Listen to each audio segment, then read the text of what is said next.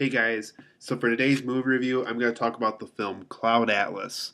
I got this from a local Redbox, watched it with my family not too long ago. This is the latest Wachowskis film. They did The Matrix, they did Speed Racer, they were a part of V for Vendetta. They've been a part of some really big films, and Cloud Atlas was their most recent one.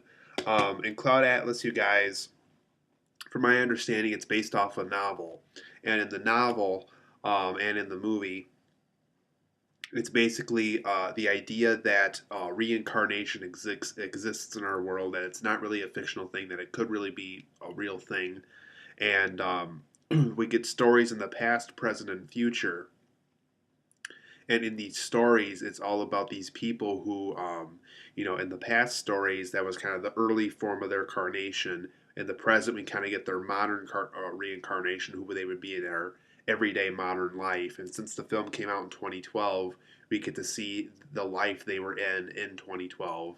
And we also get to see the future where that reincarnation happens again in the future, where they leave one body or it's done with, they're dead, but they're now alive in a new body and they're pursuing a completely new life that they're not even aware of.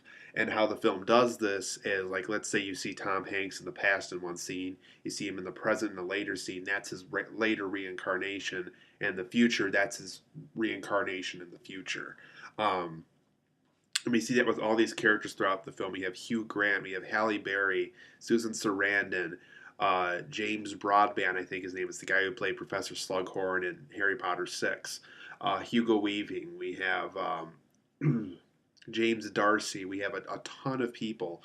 Even the kid from who played Q in the recent 007 Skyfall. He's in this film as several reincarnations. Um, so that's basically what the film is. It's about six subplots. And it's 2 hours and 52 minutes, so it's a very long film. Make sure you have a ton of time open when you watch this film. Also, make sure you watch it all at once, just because it's very dense. It's a very complex movie. Watching it in several sittings would just mix it up. It would be very hard to follow and come back to. So make sure you watch it all in one sitting. I know that's a lot to ask for. 2 hours and 52 minutes is a lot of time to ask off your schedule to see the film. But if you do want to see it like I did, make sure that you give yourself a lot of time to watch it. Um, yeah, so basically we get, like stories with Tom Hanks, like Indian tribe stories. We get, present day stories involving gang violence, technology crises, like energy preservatives and energy providers that never quite got out into the public. We have, stories of people breaking out of, criminally insane asylums. We have, so there's just a bunch of stories, a bunch of different situations, a bunch of people with different careers.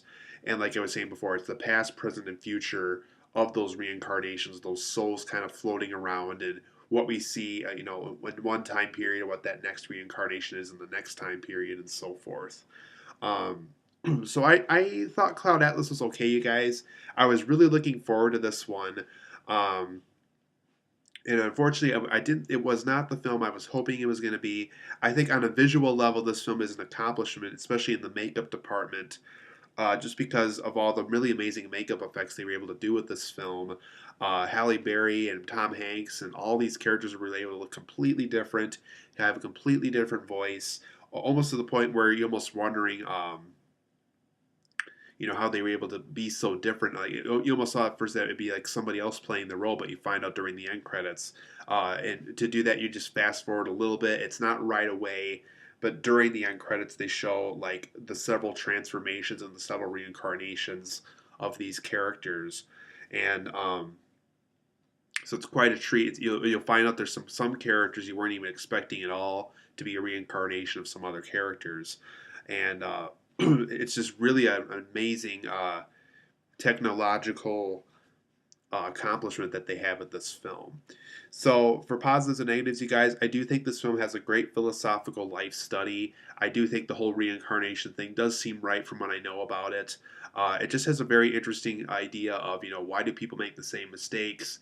Why do people feel they're connected in some way? How come there's times where we think we know someone from another life? So there's a bunch of interesting questions the film asks, and it approaches those ideas with an interesting fashion, and that's definitely a great thing the film has going for it. There's some masterful makeup, like I was talking about, and some great special effects in here. There was some absolutely amazing visuals in this film. You can definitely tell they put a lot of hard uh, time and effort into this film. There was a ton of work that went into this film. I'm sure this film took 3 to 4 years to make, if not more years, just because there's just so much that happens in this film, so much work and so much visual stuff that they pack into the film. So great job, Wachowskis. You've definitely made a very hard-working effort that I could tell by watching the film. The playoff of reincarnation was very interesting. I like the whole reoccurring souls that happened throughout the film. Like this soul was in the, this is what the soul looked like in this time period. That's what the soul looked like in this time period. In this time period, it was very interesting. The big megastar mega superstar cast in this was very interesting. A lot of big cast names. Like I said, Tom Hanks and Susan Sarandon, Halle Berry, Hugh Grant, Hugo Weaving, and just a bunch of names in this film that managed to be a part of the movie. Great visuals once again. It's just a very good visual film. Um, for negatives, you guys, I do think there is too many subplots to follow in this film. Some of them don't even really go anywhere. Like some of these subplots probably last like 10 or 15 minutes and then they're done. We don't see that subplot anymore. Some of them just have really had nothing to do with reincarnation. The whole, these certain lives connecting with one another. Some of them have no connection at all. Though it's fine to have that occasionally, I think with a long film like this where it has so much information that it has to cover within that time period, I think it's important that the Wachowskis would have stuck with something that was an actual central plot. And there was a lot of times in the film where it's like, okay, well, that story really didn't need to happen. The film is overall too complicated and too complex. When I watched it with my parents, that was one complaint they had, is they had no idea what was going on in certain parts. It's very complicated, very complex. Besides the whole connecting certain lives and certain souls together, it's a very complicated film in the sense that sometimes you have no idea what some of these characters are trying to do. You don't know if they're good or bad. You don't know if sometimes that heroic act could be a villainous act or that villainous act could be a heroic act. It's a very complicated, complex film, and it's sometimes kind of hard to follow because of that. Um, the film feels longer than it should. It is 2 hours and 52 minutes. That's a very long time for a film. Most films are about 90 minutes to 120 minutes, and this is 172 minutes, and that's a very long time compared to your average movie. And it just feels very long. And, I understand, it's not 3 hours, but it just feels like 6 hours. It's a very long time to sit through a movie. Um, so I think the Wachowskis definitely need to trim this film down. I think they could have trimmed this film down by 50 minutes. I think this film almost feels like this could have been a director's cut version of Cloud Atlas, and that there was an actual theatrical cut that could have been used for this movie. Like I said, I think they could have got rid of the subplots that really didn't go anywhere. They could have trimmed down the parts where it's just like, okay, this is moving along too slowly.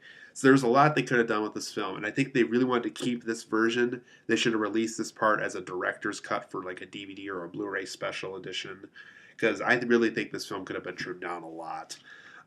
There was some scenes in here that had some really uninterpretable accents with some of the characters, specifically when Tom Hanks and Halle Berry are like this Indian couple and you see this. This is actually one of the bigger stories in the film. Their accents are very hard to understand. There's just some scenes where my parents almost had to pause and was like, "Wait, what the heck did they just say?"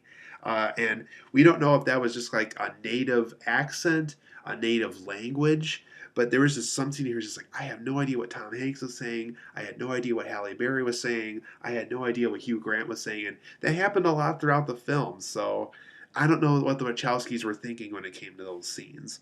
But overall, guys, I give Cloud Atlas a 7.5 out of 10. It's definitely a visual accomplishment. There's some excellent makeup effects in here. For those who want to be makeup artists in Hollywood, this is a film to watch just to see how amazing and how far you can take makeup with some of these actors and actresses. You could turn Halle Berry into like a 50-year-old white man with this makeup. That's just how advanced and impressive this makeup effects are in this movie. So like I said, 7.5 out of 10 for me. Great visuals, but there's just so much complicated and complex material in this film. It's a very long experience. it'll fry your brain by the time the film's done, but just because there's so much you have to take in. I really think this film needed to be trimmed down. I really think, as complex as this film was, this film needed to be trimmed down. It was way too long. So 7.5 out of 10 for me. It's okay. If you like the Wachowskis, if you like The Matrix, it might be worth checking out. If you like the idea of reincarnation, once again, it might be worth checking out. But it's just not a great film. It's not a film I plan on owning. But if you want to experience it once, do it. But like I said, make sure you have a lot of time open because it's a very long experience. And be prepared to get a lot of information thrown at you because your brain will feel fried, like absolutely fried by the time the film ends.